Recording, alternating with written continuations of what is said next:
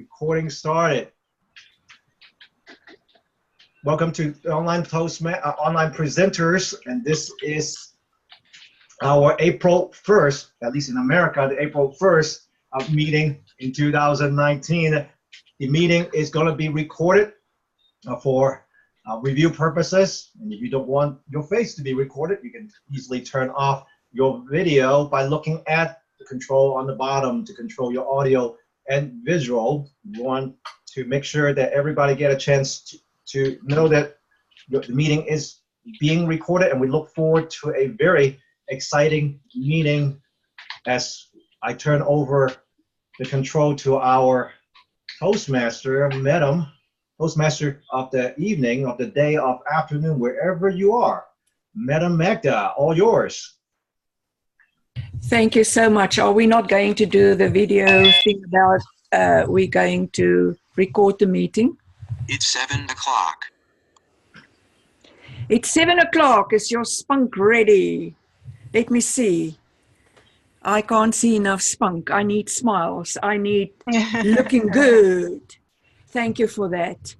The theme today is a little bit naughty because we are in various parts of the world and we experience different things during April Fool's Day.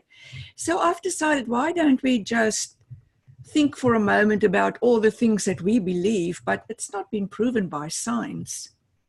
For instance, I want to mention the pyramid of Maslow, the pyramid of human needs.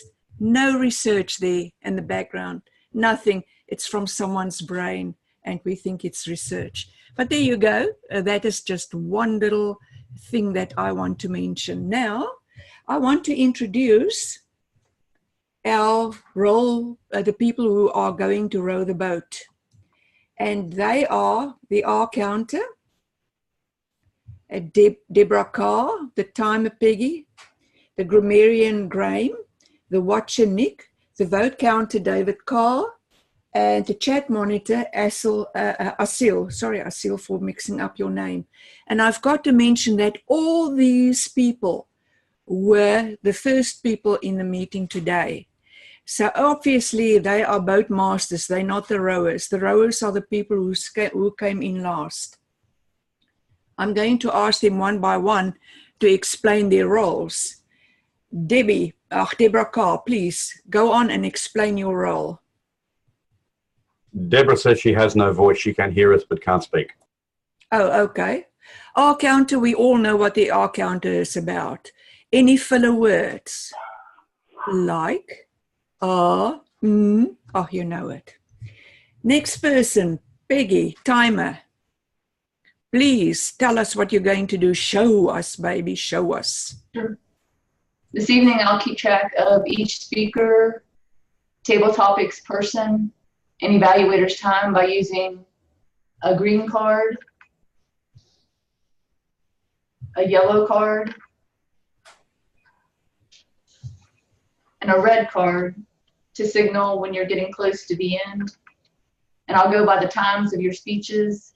And for the table topics, it'll be 1 to 2 minutes for your evaluation, your time. Back to you. Thank you so much, Peggy. Grammarian Graham, please tell us how you're going to steer us tonight. I shall steer us with a light touch of the whip, if I may, ladies and gentlemen. My role is I like that. My role is to watch for use of language, both egregious and exemplary, and even the So try to use correct grammar. I'll let you know if I notice anything that's wrong. I'll also let you know if I think you've done something spectacularly well. So try and enjoy using the language. Thank you. The watcher on the lookout, Nick. Where are you, Nick? Thank you, Madam Toastmaster. Today I'll be watching you, watching the rest of us. Now, what that actually means is I'll be looking to see who's having a swift pint of beer or lager or whatever it is. I'll be watching to see if you're having anything other than the required foods that are good for you. And if anybody has any cake, please share them with us. Seriously, it's about what you do in this rectangle over here, how you're positioned, where your eyes are, but also what's behind you. Look at the junk behind me. And what have I done? I've invested a lot of my hard-earned in green screen cover, which this time next week should be on there, and you won't see any of that. So it's up to you how you present yourself.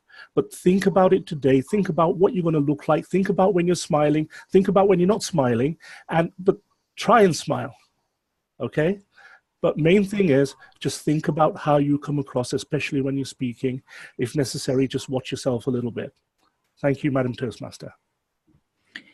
Thank you. And now the chat monitor, Asil, if you can just, in 1 or 2 words, tell us. I'm your chat monitor today, and I will be meticulous to the conversation in the chat room. And the chat room can be found at the bottom screen of your, at the bottom of your screen. So back to you, Madam Toastmaster. Thank you. I've been very deliberate in changing the order, and I could see immediately Roger's prefrontal cortex kicking and what she's doing. Well, what I'm doing is this. Our meeting has got 3 main components: the prepared speeches, the table topic or the impromptu speeches, and the evaluations and feedbacks. Feedback, not take this away. Good. There are, what I want to say here is we have heard about the Bermuda Triangle. When I was a kid, I could not read enough about this strange phenomenon. So our boat masters cleared us from the Bermuda Triangle. And now I am going to introduce our speakers because they are first on. Our first speaker for the day is Nicole. She's doing presentation mastery level 1, mastering fundamentals and the icebreaker speech. And the moment you hear icebreaker, you hear 4 to 6 minutes. And this is the stories we tell. That is the title.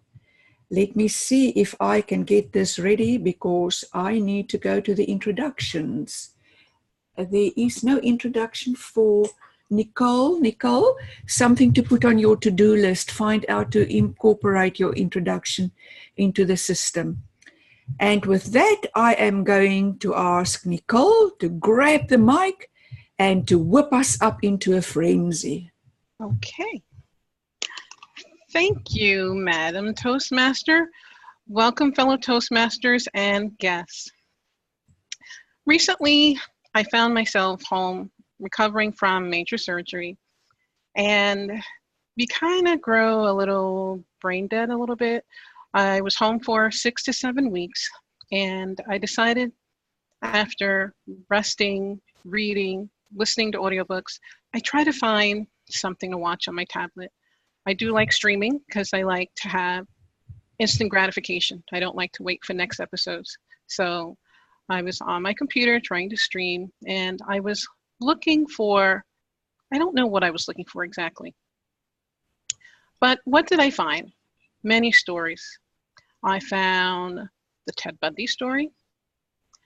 I also found the story about us.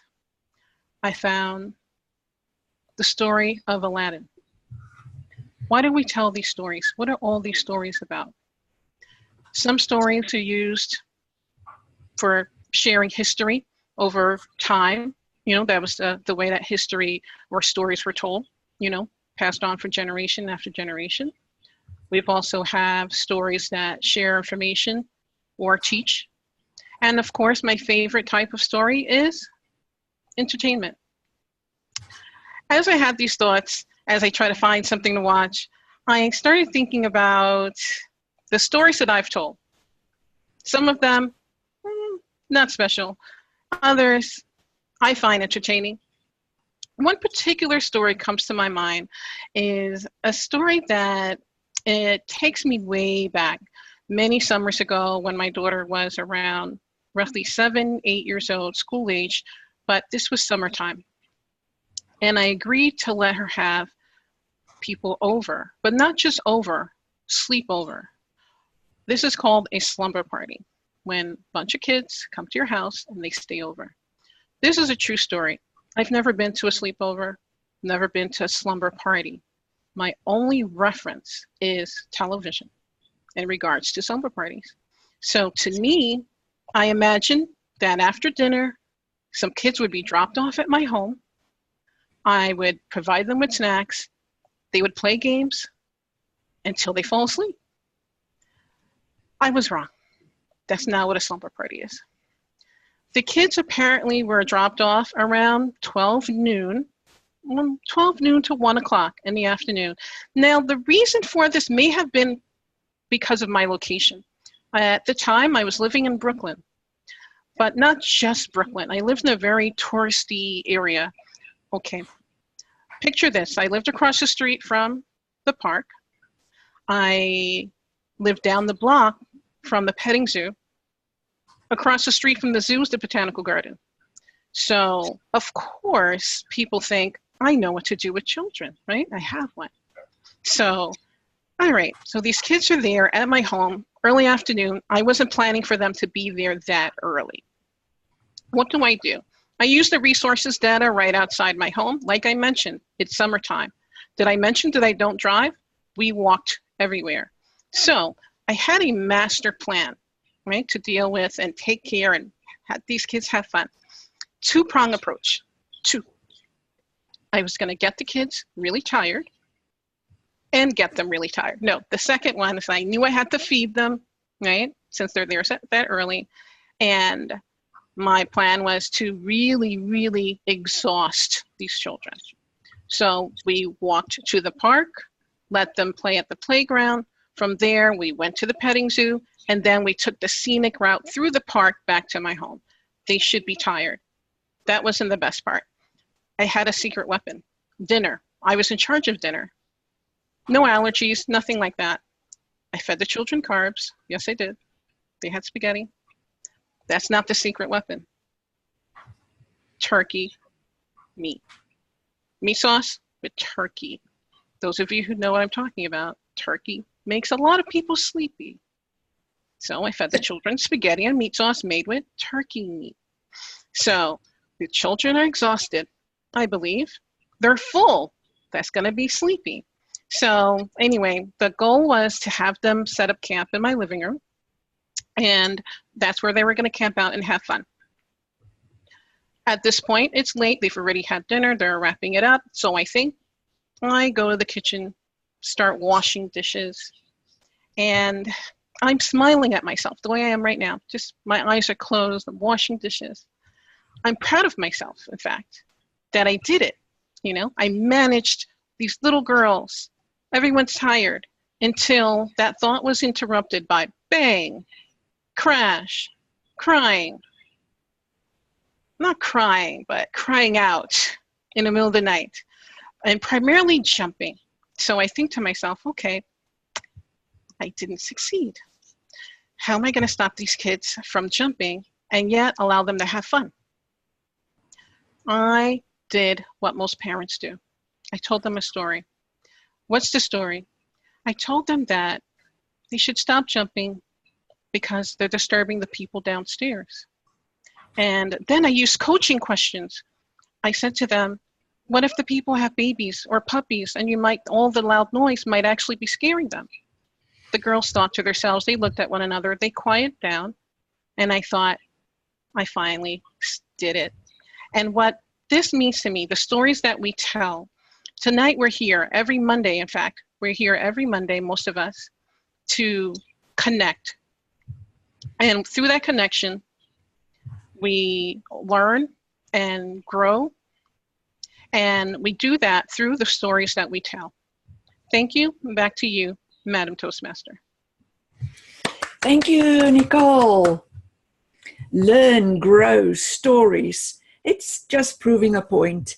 They say that we process logic left and creativity right in our brains. We have two lobes, but it's all an integrated brain. And thank you for integrating my whole brain in your storytelling. Those turkey sausages really registered with me. Our next speaker is going to be Therese. if I'm pronouncing your name correctly. Therese? Theresa? She's going to do Speaking to Inform, Resources for Informing, and her speech topic, the title, is Priority Mapping. I do have an introduction for her, and this is what I'm going to read to you. Therese's whole world. No, let me try again. Therese's whole world opened to endless possibilities this year when her boy-girl twins flew out of the nest after college with so many possibilities. How does one prioritize? How does one get anything done when they don't want to do it all? Do you feel like this sometimes? Therese will show us the way to find the top 3 or 5 things to do first to achieve our goals. Please welcome Therese. Madam Toastmaster, fellow Toastmasters, I think that the introduction said that if we want to do it all, but we can't do it all. I'm not sure, maybe it didn't. But I am going to say that I think that life is like a garden. We can plant all kinds of beautiful flowers, but there are some limitations that we have to take into account. We have only so much space, and that if we want some sense of order, then we have to think about what is it that we really want to plant, and then what categories do we want.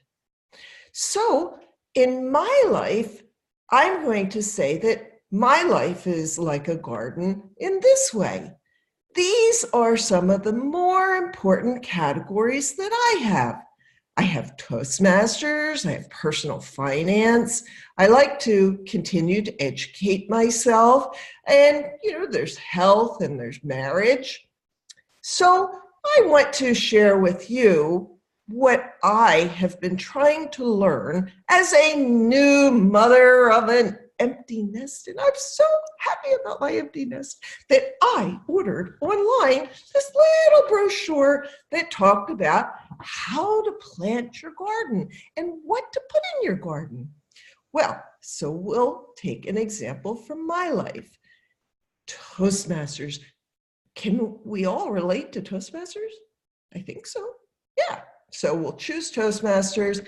And the question is, in the Toastmaster garden, what do I plant? Well, that all depends, and it'll depend for each one of us, the question of what is for this year, or this season, what is my goal or aspiration? Because we do replant, and sometimes we have to redig and till the garden and do this on a regular basis. I think that for me, it might be more annually, but some people may do it monthly. So my aspiration is at right now, what will make me an effective speaker in any kind of situation? So my good old brochure, hey, it was an expensive brochure. It's like $15. Unbelievable. Well, it is good because I followed it. So what did it say at first? It said, do the brainstorming thing. Get all those little stickies out. And then you look at it and you're like, oh my God, it told me to do like 40. And I have 50 or 60. What do I do now? This is worse than it was when I didn't know what to do. Before I could just pick 1 or 2 things, and be random about it. Now I have like 50 or 60. I do want to do it all, but I got to start somewhere. So go back to my little brochure, and it says to get out of this mess, we first look vertically and we say, put on the bottom all the things that are going to be not so effective to achieving your goal for yourself, and the things on the top that would be very effective, and let it scale up and down. Now, don't yet say, oh, but I won't do it. Doesn't matter. We're just talking effective towards achieving the goal. And the goal, again, is to be effective speaking in any situation. So I did my vertical, and now I still have too many. So go back to the brochure, and it says, now look horizontal. We got rid of some going down. Now we're going to get rid of some going over by, this is when we check and say, there's no way this would be very effective, but there's no way I could get myself to do it. And then over on this side, yeah, I think I can do it. And again, it's vertically scaled on what would be effective. So now slowly we're getting out of that hair area. And now I have up in that top little corner, those 3, 4, 5 that I'm going to call the most effective. So for me, maybe you want to know, maybe you don't, but I'll tell you anyway.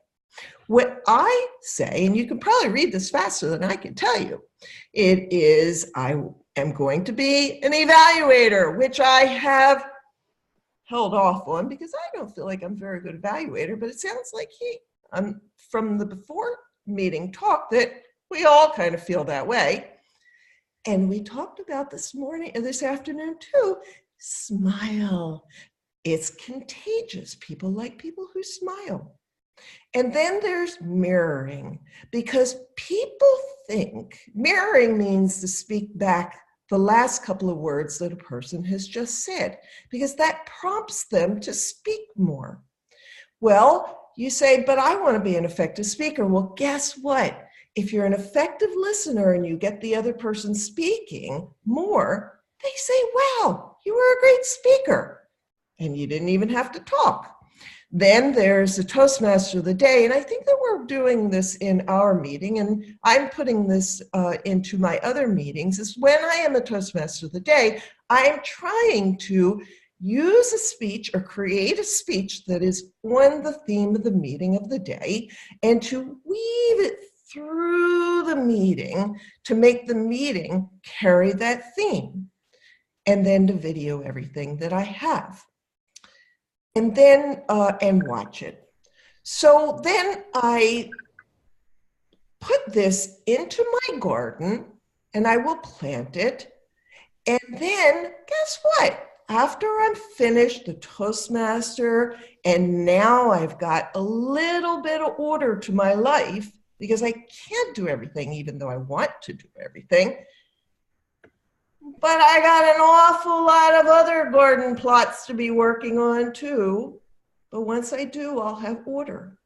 So I would like to plant this little seed to everyone and to offer you some lessons that I learned from my little brochure.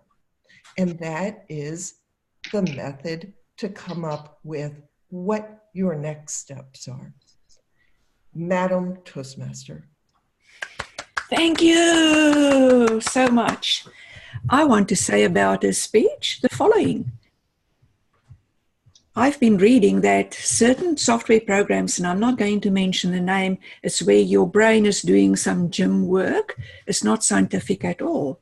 But who needs it? Because today, Therese, you gave us a brain gym workout, and it was so much fun, and we didn't even have to go and pay many dollars for a monthly subscription.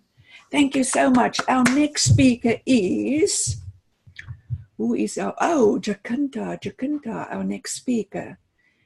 And your speech topic is, I've lost my place. Let me go to my other screen.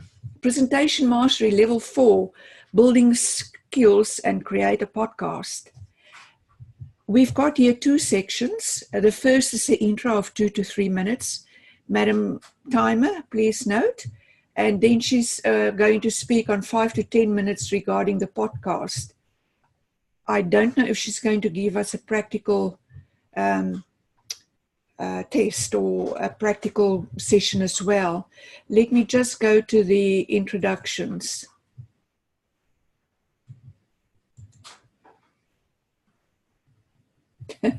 My computer is not playing with me, and Jacinta was so kind. She gave me the very first introduction. on a speech. No, I think I've lost that page. Jacinta, it's something to do with success. I'm sounding really funny. That's Yes, okay, Magda. It's efficiency equals success. Yes, that's right. Thank you so much. Please welcome Jacinta.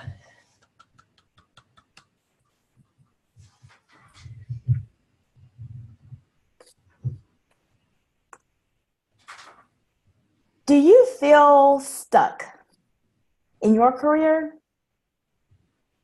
Do you wish that career advancement opportunities would come to you a bit faster? It's taking all day to do. Perhaps you are ambitious, motivated, ready to go, take your career to the next level, but you need a few tips along the way.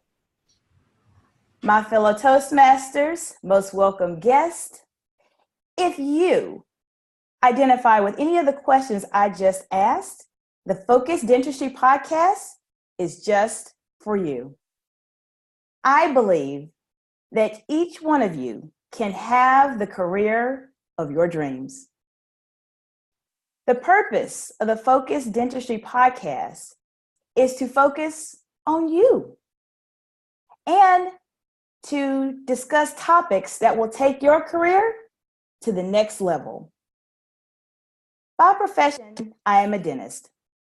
Therefore, some of the content of the podcast will be catered to the dental profession. However, the information we're going to discuss can be applied to any career.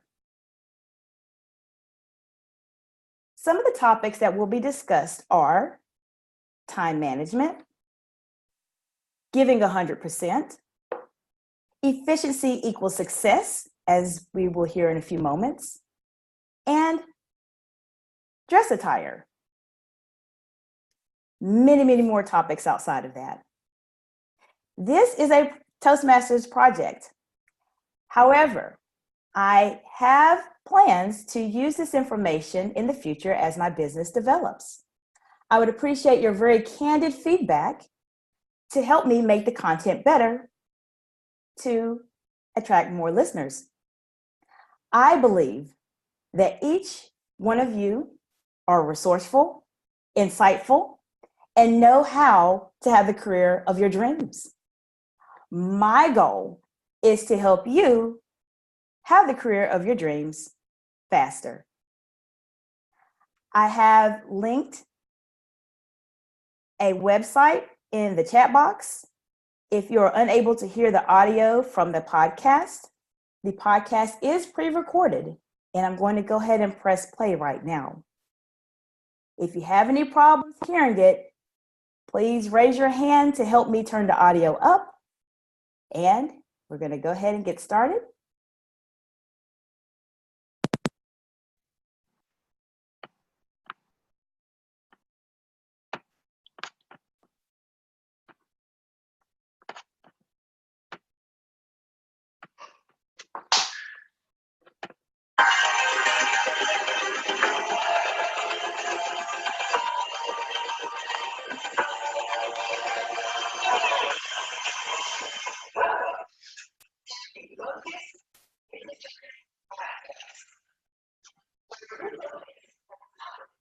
Jacinta, can I make a suggestion? If you stop this now because we're not able to hear what you're saying, if you go and click on share again at the bottom, there is a button there that says share computer audio. And if you click that, that will then play your computer audio directly rather than having it come through your... does that make sense? At the moment, what we're hearing is your speakers coming through your microphone. Whereas if you stop sharing... Okay. I only know this because I got caught. Down under share, there is a button which, the bottom left of, when you click share, the bottom left, there should be a share computer sound. And that will actually... Thank you. I think we're good. Thank you, Graham. Please let me know if you hear everything. Thank you so much.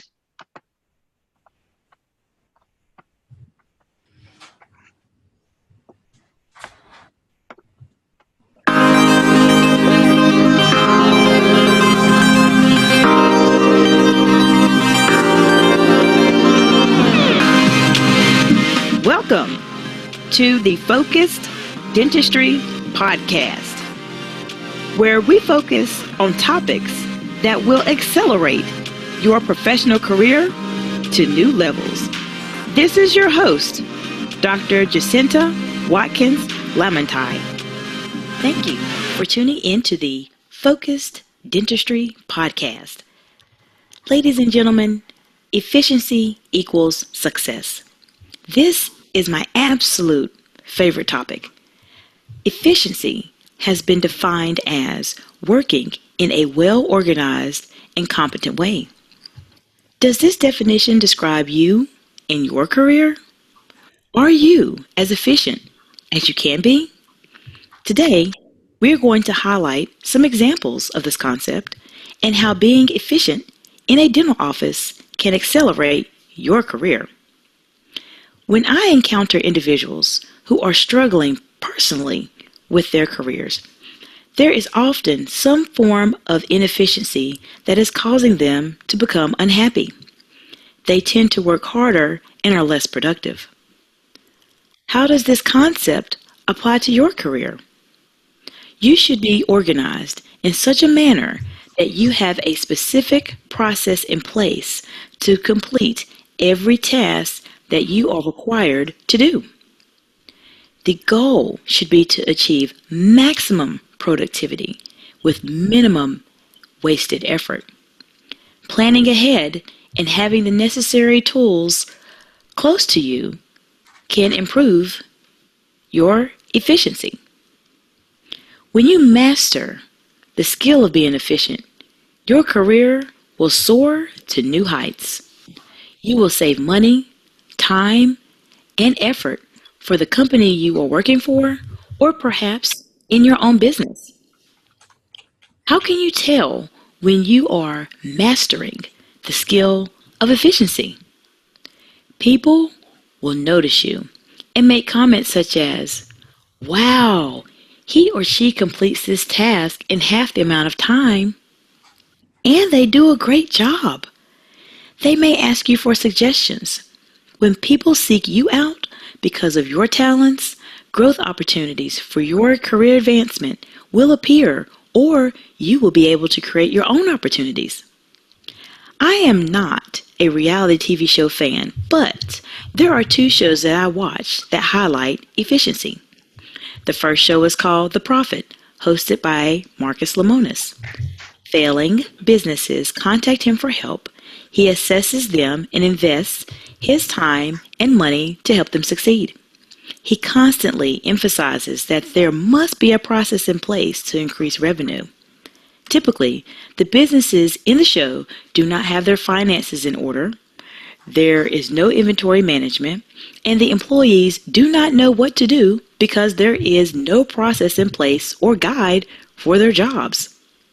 The second show is called Kitchen Nightmares, hosted by Chef Gordon Ramsay.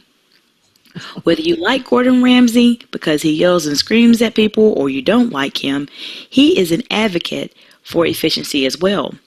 Failing restaurants contact him for help, and there is always some lack of efficiency or process that is causing the restaurant to lose money. Often, the chefs do not have the proper equipment and inventory to work quickly. The customers are confused by the menus because they are not well organized. What do these two shows have in common? The businesses are failing because they are inefficient, which is causing them to lose money. How can being efficient accelerate your career in dentistry? Receptionists need to have a process in place to confirm appointments, verify insurances, and check patients in and out accurately and quickly. When the receptionists are efficient, the patients are brought to the operatory in a timely manner, which keeps the schedule moving. When the receptionists need to search for papers or leave their desk to grab a document that should be in front of them, this inefficiency will cause the schedule to run behind because too much time is being wasted. Dental assistants. The room needs to be prepared for the patient. You should know what procedure you are about to do and what instruments your doctor is going to use. You should have every material and instrument that they will need, plus a few items that they will probably not need, just in case there is a change in treatment. The doctor's biggest pet peeve is when the dental assistant needs to leave the operatory because you forgot a matrix band that is required to place a restoration or filling on a tooth. Your doctor will most likely think of the following in their mind when your lack of preparation occurs. Oh my gosh, she has to take her gloves off, leave the room while the patient's mouth is open. Oh, just please don't do that. Dental assistant, if you have everything ready and are efficient, you will not only look awesome, but you will internalize that awesomeness and be on your game at all times. For the office manager, you should have everything that you need at your fingertips to readily monitor the schedule and manage phone calls by using a headset so you can move around the office freely. Hygienist, you should have every prophy angle and scaler that you could possibly need to clean a patient's teeth. If you have to stop, take your gloves off, and leave the room to get an instrument, you are not being efficient. You are wasting your time, wasting the patient's time and money because you are not prepared. For the doctor sets the tone of the office. He or she should be comfortable with their treatment plan and know the complexities of the procedure. You should know what instruments and burrs you will need. If you are not mentally prepared and efficient, you can put the entire office behind. Remember, your team wants to work smarter, not harder. Efficiency equals success. We have highlighted some examples and how your dental career will excel once you master this skill. You will shine. There will be improved patient experience and increased productivity. Being efficient will take your career to the next level.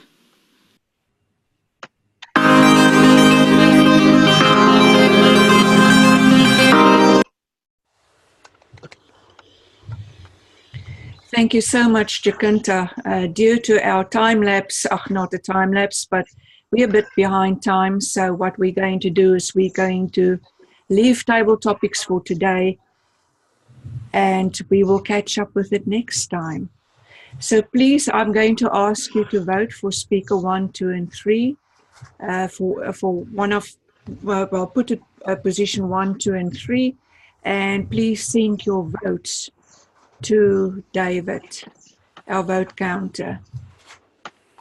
While we're waiting a moment just to give the evaluators a chance to catch their breath, I just want to say there's no evidence, no scientific evidence that the moon is actually having an influence on human behavior. So if you feel like howling now, you can howl at me in the chat box. Is everyone done with the voting?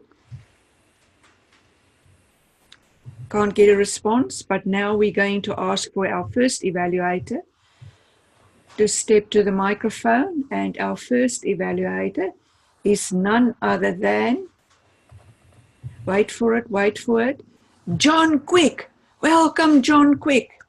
Sorry, Madam Toastmaster, could you please pass to me the general evaluator is leading the part of evaluations. Oh, wonderful. I'm so relieved. General evaluator, Dagmara, where are you? I'm here. You can handle all the howling here. I'm taking that role from you, Magda. Thank you so much.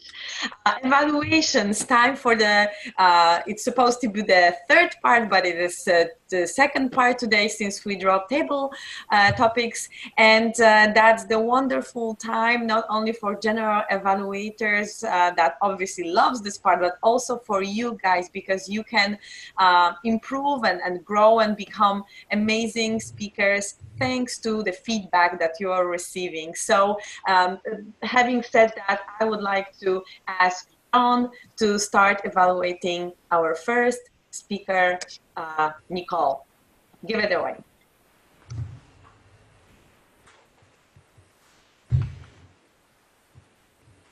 Did you call me? Yeah, I'm evaluating Jacinta's speech.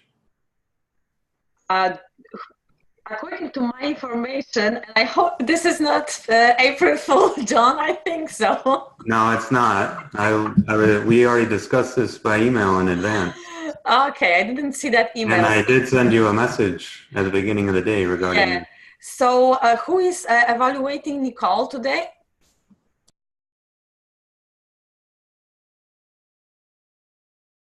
Since we have a little bit mixed up, Nicole, I will come back and evaluate you later on.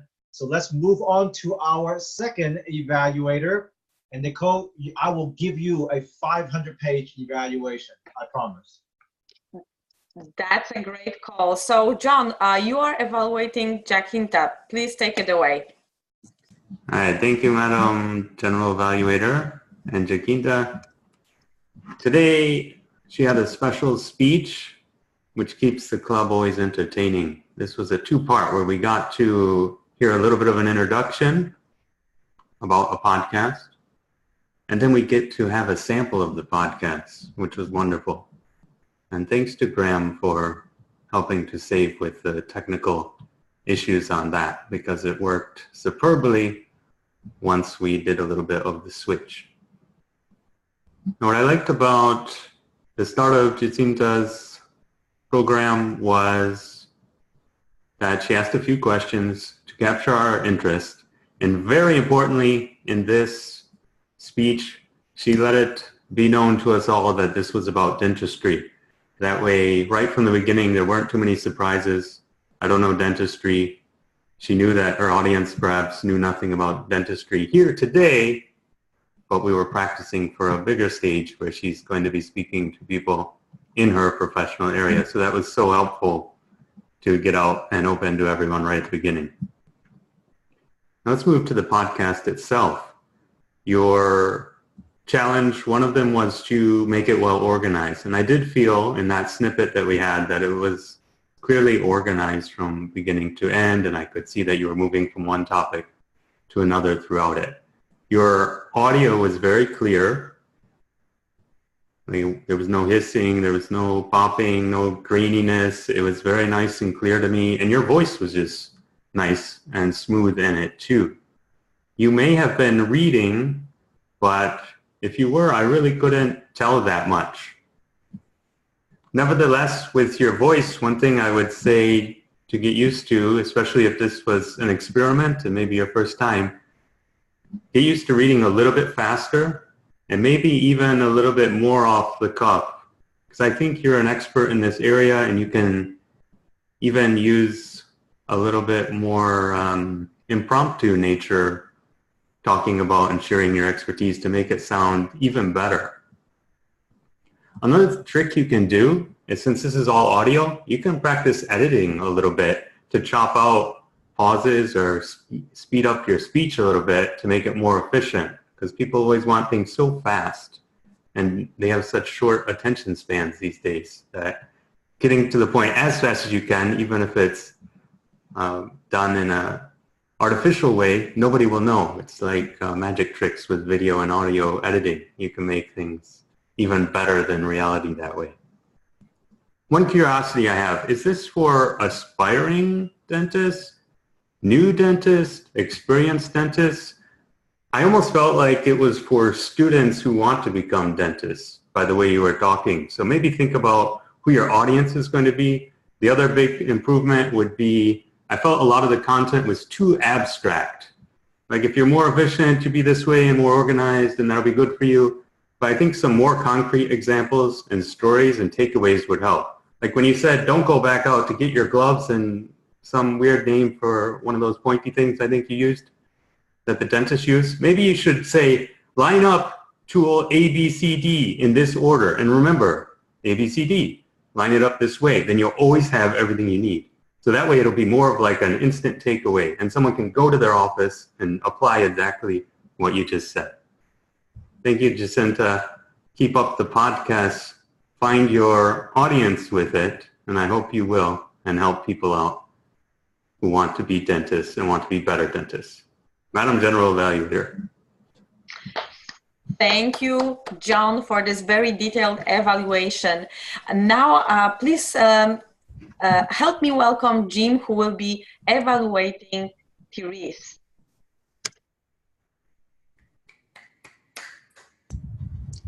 Thank you, Madam General Evaluator. My fellow Toastmasters, our guests this evening, and especially Toastmaster Therese Quaranta. Wow. Therese, this was a very difficult presentation to evaluate because you surprised me at every turn. I make notes ahead of time of the things that I anticipate somebody's going to do. It makes it a lot easier. I can just kind of make sure, yes, they did this, yes, they did that kind of thing.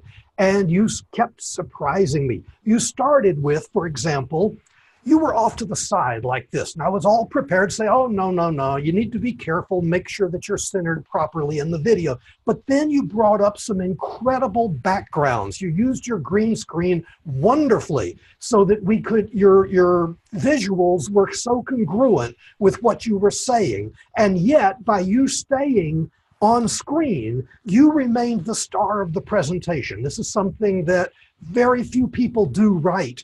And you did it masterfully. You were in control. We always knew that you were giving it, and yet your background we could see clearly because you were off to the side, and we could see exactly what you were talking about. It supported your presentation. That was just so well done. However, that is not your greatest strength. Your greatest strength is your voice. Wow, your vocal variety, you have such an animated voice. It's a pleasure to listen to. You are conversational. At no time did we feel that you were speaking to us, rather you were talking with us. And that was wonderful. It's a great way to inform people if you're talking with them rather than talking to them. Your speech structure, great. It was well written. If you used notes, I couldn't tell. You looked down a couple of times, but all in all, you maintained excellent eye contact with the camera. Wonderfully done. In fact, I have one suggestion, and it's so small that I'm almost embarrassed to even mention it, but when you closed, you said, I would like to do this or whatever. No, you don't like to. You're going to go ahead and do it. Liking to is tentative. It's saying that you would like to do something, but you're not able to for whatever reason. Don't do that. Not just in speeches, but in life in general, in conversations, in everything that you're doing. Try to eliminate that sort of wimpy language. I would like to do this. I would like to do that. Don't do that. Go ahead and say, you're going to do this. You need to do this or whatever. And I think this was the only thing I could pick up. This was a great presentation. Congratulations. Well done. Madam General Evaluator. Thank you so much, Jim. It always gives me so much confidence, your evaluation. I think it was fabulous.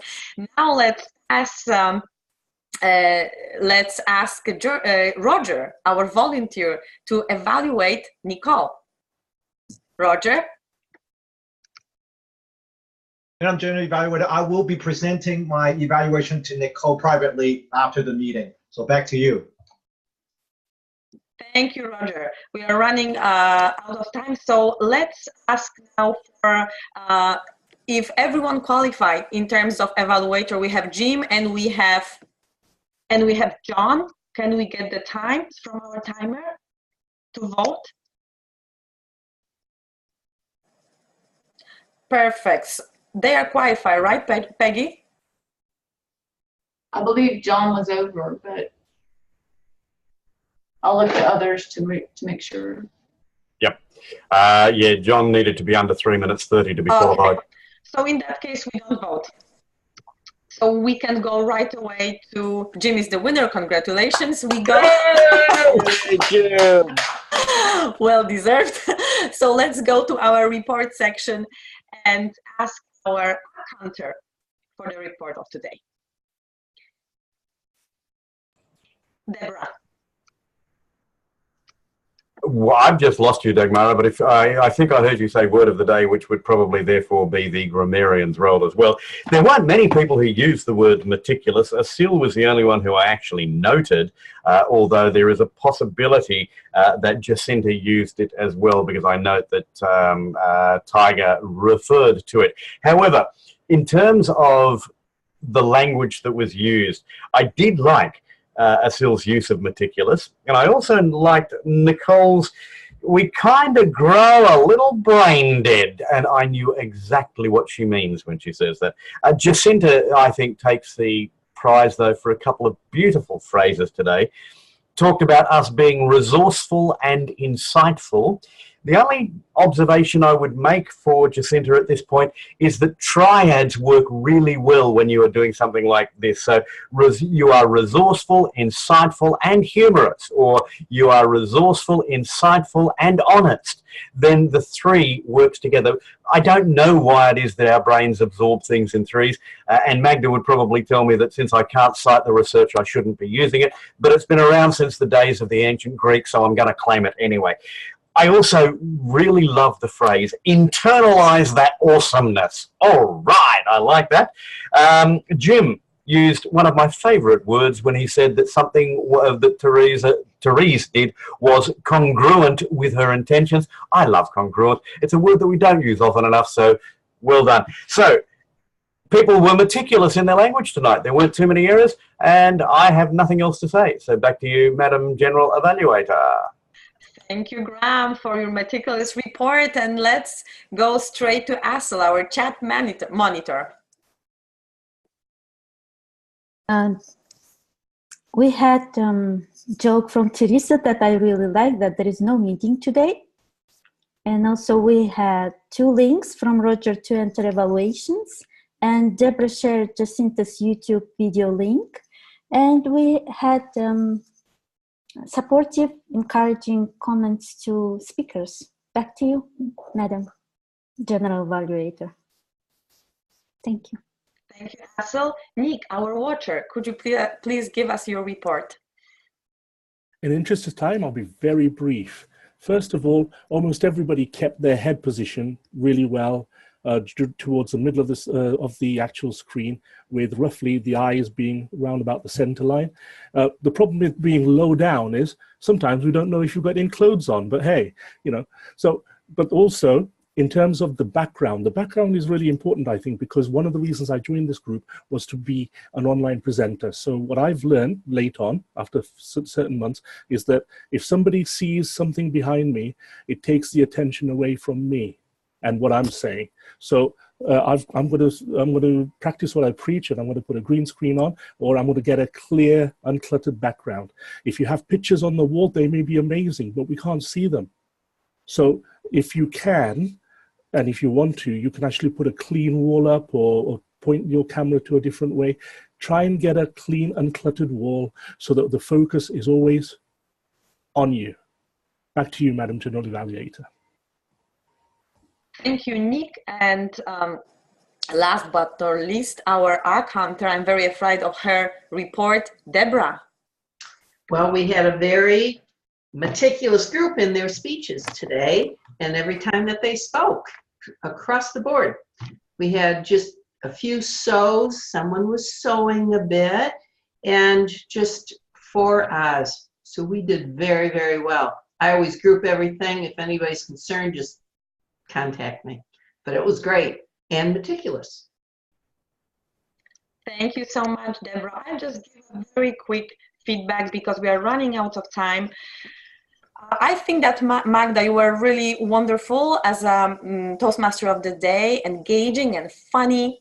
And only one thing that I would recommend in your future role as Toastmaster would be to really watch the time, because this time we have very long speeches and everyone took their time and use it to the fullest. So seeing that we had one speech as long as 10 minutes, we could probably cut short this in-between talks and just go straight into the speeches so that we could have at least 2 or 3 table topics. So that was a shame that we didn't have it. Other than that, Nicole, great storytelling. Jacinta, great hand gesture and clear, strong voice. And Graham, I really loved how you jumped in and guided Jacinta and save her speech. It was really great. Thank you so much for jumping and helping. The meeting was wonderful. I enjoyed speeches. They were all very good. And other than that, I think everyone was wonderful. Thank you so much for helping out. And back to you, Madam Toastmasters.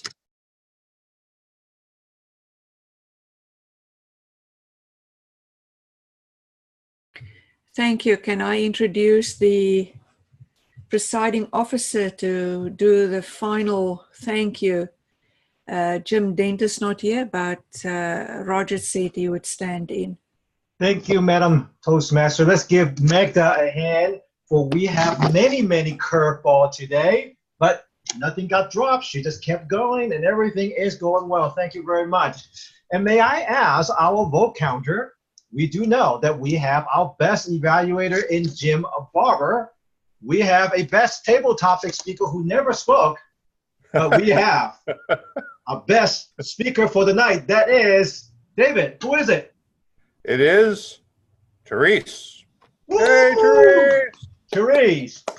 Wonderful. One of the things I want to add is that not only was Therese wonderful in her speech today, but she's always pushing herself in terms of how she presents and what she presents, and she's trying to expand her range. So kudos to her.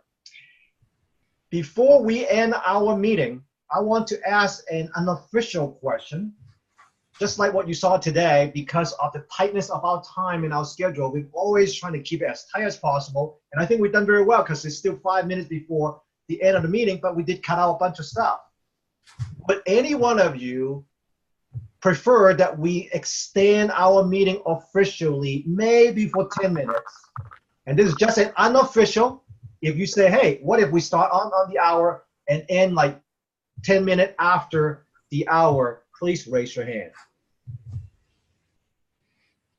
Kind of half, 2/3. Oh, is this the raising of hand as a no in terms of John Quick? Like I said, just a unofficial question. Roger, I want to highlight a couple of things. I want to highlight a couple of things before we continue. Number one, we have a couple more speech-a-thon coming up. On average, we're going to put on 1 extra meeting per month. And I will stagger between Thursday evening to Saturday during the daytime.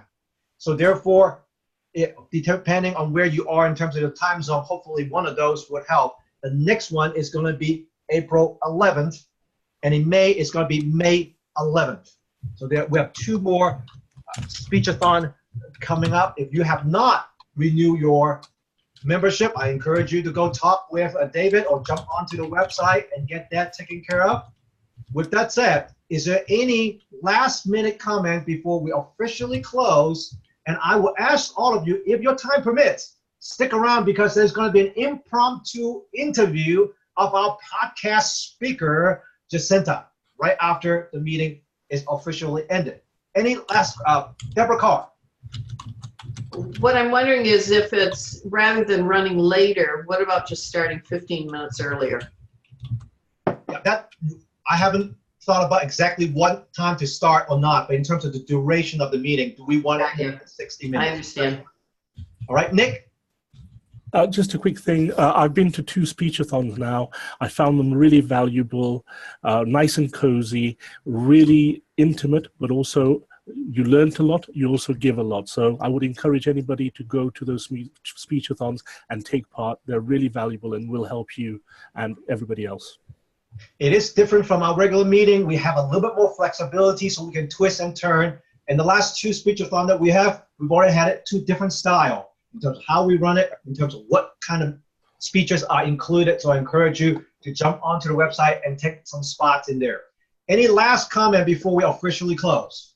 Roger, this is David. I did want to mention just to thank everybody for getting their dues renewals in. We did come through that with 40 active members. So that's a pretty strong call, online or off. So with 40 members, we should have plenty of people ready to step up to leadership for next year. So be thinking about that.